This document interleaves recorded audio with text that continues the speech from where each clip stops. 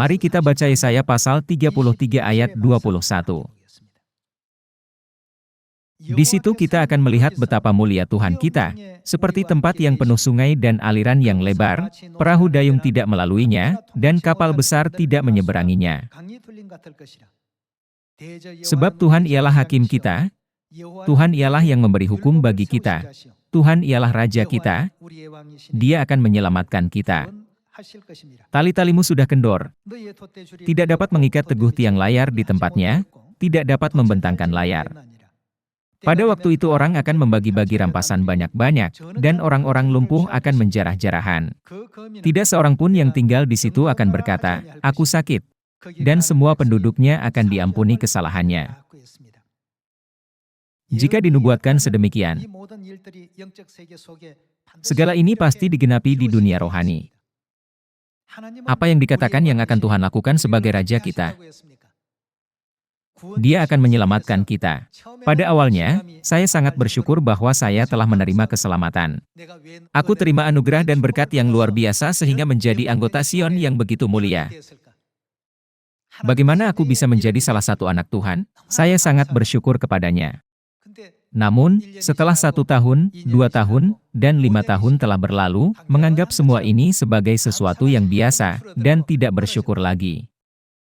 Jika kita tidak berterima kasih banyak, itu adalah tanda adanya cacat yang besar dalam iman kita. Di Alkitab ada persembahan syukur. Mengucap syukurlah dalam segala hal, sebab itulah kehendak Bapa-Ku, yaitu kehendak Tuhan. Alkitab dengan jelas menunjukkan hal ini. Dalam Yesaya pasal 33, tertulis bahwa orang-orang yang tinggal di Sion akan menerima pengampunan dosa, dan Tuhan akan memberikan mereka kasih karunia keselamatan.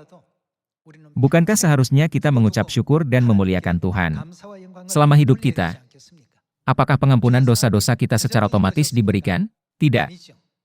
Menurut Yesaya pasal 53, Tuhan dicambukkan, tertikam dengan tombak, dan menderita sebagai ganti kita. Seseorang menderita rasa sakit yang luar biasa dan penderitaan sebagai ganti kita. Itulah sebabnya waktu damai, kesejahteraan, dan keamanan terjamin dalam hidup kita. Kita tidak boleh lupakan hal tersebut.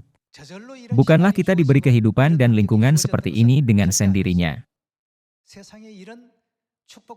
Siapakah yang dapat menerima berkat dan anugerah seperti itu dari Tuhan di bumi?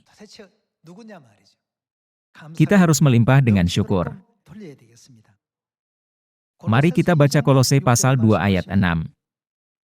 Kamu telah menerima Kristus Yesus, Tuhan kita. Karena itu hendaklah hidupmu tetap di dalam Dia. Hendaklah kamu berakar di dalam Dia dan dibangun di atas Dia. Hendaklah kamu bertambah teguh dalam iman yang telah diajarkan kepadamu. Berapa banyak kita bersyukur, dan hendaklah hatimu melimpah dengan syukur. Mereka yang telah menerima Yesus sebagai Tuhan dan Kristus harus melimpah dengan syukur di dalamnya. Sekarang, kita mungkin tidak paham mengapa kita harus melimpah dengan syukur, tapi pada masa depan, kita pasti akan menyadarinya. Selama kita hidup di bumi ini, tidak ada hal yang keluhkan atau bersungut-sungut di hadapan Tuhan. Fakta bahwa kita bisa bernafas dan masuk ke dalam kebenaran perjanjian baru dan Sion. Dan juga baik malaikat-malaikat maupun jiwa-jiwa di sorga beriri hati. Kita harus selalu mengingat hal ini. Oleh karena itu, seperti diajarkan Alkitab, kita harus mempersembahkan persembahan syukur kepada Tuhan. Bukan hanya sekali atau 2 kali sehari, tetapi harus syukur dalam segala hal, dan setiap saat. Apakah itu mudah? Tidak, tetapi kita harus membuatnya mudah. Hingga saat ini, kita mungkin hanya berbicara tentang ketidaknyamanan tapi tidak biasa untuk mengucap syukur kepada Tuhan.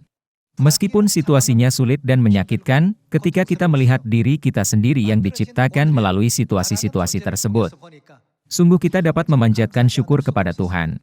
Itulah sebabnya dalam Kolose pasal 2 ayat 6, tertulis bahwa ketika kita dikuatkan di dalam iman, kita harus mempersembahkan persembahan syukur dengan berlimpah-limpah. Kita harus menerima kata-kata ini sebagai perintah di dalam hati kita. Terima kasih banyak.